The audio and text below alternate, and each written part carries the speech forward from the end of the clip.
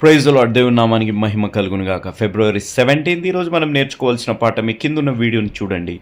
ఒక వృద్ధాప్యంలో ఉన్న తల్లిని వేలుముద్ర తీసుకొని ఒక దగ్గర కట్టేసి వెళ్ళిపోయారు. ఇంకా ఇద్దరు తల్లిదండ్రులని ఒక కుమారుడు ఇప్పుడే వస్తానని చెప్పి వదిలి వెళ్ళిపోయాడు. ఇంకొక కుమారుడు మీరు గమనించండి, రోడ్డుపై వదిలి వెళ్ళిపోతున్నారు. మన జీవితాల్లో చిన్నప్పుడు నా మమ్మీ నా డాడీ, నా మమ్మీ నా డాడీ అని అంటాం. ఒక వయసు వచ్చే వరకు నీ మమ్మీ నీ డాడీ అనే విధంగా మనం ప్రవర్తిస్తుంటాం. ఈ లోకంలో నిజమైన సక్సెస్ ఎప్పుడంటే మనం నడవలేనప్పుడు మనకు నడక నేర్పించి, మన జీవితాలు మనం చిరాకు పెట్టించినప్పుడు కూడా సహనాన్ని కలిగి ప్రేమించి, మన జీవితాల్లో మంచి మార్గంలో మనల్ని నడిపించి, మనకు వేళ్ళు ముద్దలు వేసి స్నానం చేసుకోలేని పరిస్థితుల్లో మనకు స్నానం చేయించి, ఇవన్నీ చేయించిన తల్లిదండ్రులు ఎప్పుడైతే అలాంటి పరిస్థితుల్లో తల్లిదండ్రులు ఉంటారో వారిని చూసుకున్నప్పుడే అది నిజమైన సక్సెస్ అనేది మనం గ్రహించాలి.